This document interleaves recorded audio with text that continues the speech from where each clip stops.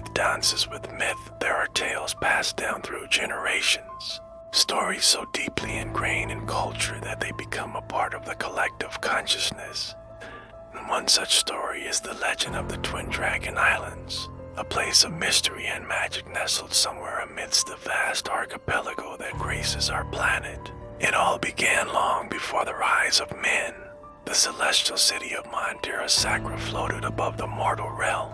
It was a utopia crafted by ancient Buddhist Hindu harmonics, where beings of divine origin lived in human forms. Among them were 5 siblings, each a reincarnation of sacred dragons born to guard the balance between the elemental realms. But then there was the spoiled daughter Amrita, whose name itself meant immortality nectar in Sanskrit. Growing up, she was indulged and unchecked, feared for her power to manipulate nada, the sacred vibrational energy of the world.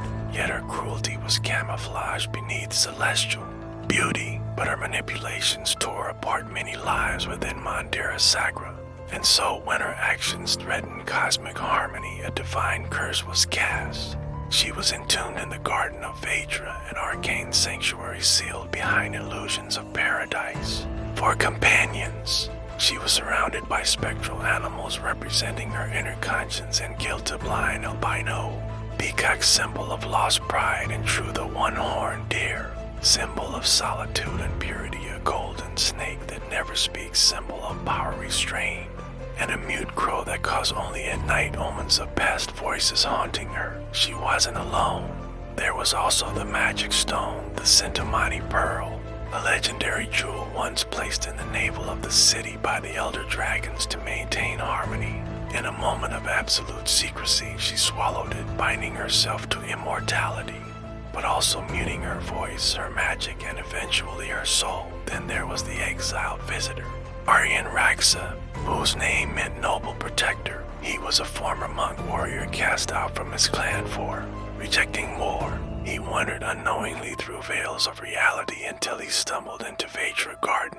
Unlike others, he could not see her beauty, only her shadowy aura, but he heard the melody of her silent soul.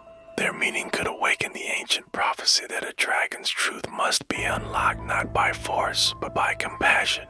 He may be the key not to save her, but to remind her of who she once was and why the dragons were born in the first place. But before they could escape, they encountered the old fairy Bidara.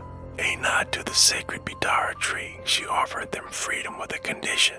You may walk the world again, but if your hearts waver from truth or your bond breaks, the waters will rise and claim what was. Once hidden, to that they ventured out to find the legendary fountain of return, the Tirthanaga, a sacred water source once used by the elder dragons to cleanse their souls before transformation. When Amrita drank from it, the Centimani Pearl inside her resonated with the water's ancient memory, and the moment Aryan touched the water too, their shared fate activated the vow of the Naga, forgotten pact that bound soulmates into dragonhood if they awakened the sacred spring together. Suddenly, the guards appeared, alerted by the disturbance as they closed in. The water began to shimmer and pulse the moment the first soldier stepped into the clearing. The Tirthanaga erupted, sending a tidal wave of memory and magic back toward the city. The flooding of Mandira Sacra was not just water, it was the city's forgotten truth, washing away illusions and revealing the ruins of the original dragon sanctum buried beneath. Mandira Sacra, the city once built upon it, was now consumed by rising waters forever. Amidst this chaos, Amrita and Aryan were swept into the current. Their bodies began to glow.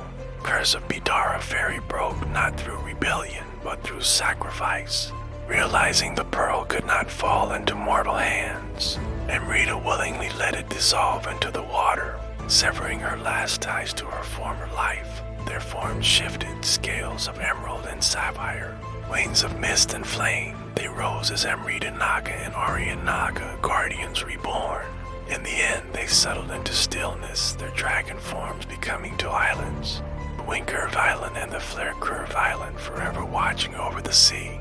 On quiet nights, villagers say the lake glows faintly and shadows dance beneath the surface, never apart, never forgotten. This is the legend of the Twin Dragon Islands, a tale woven into the fabric of belief that continues to resonate through the ages. These islands, born from myth and magic, stand as a testament to the enduring power of storytelling, reminding us that sometimes the most fantastical legends have roots in reality.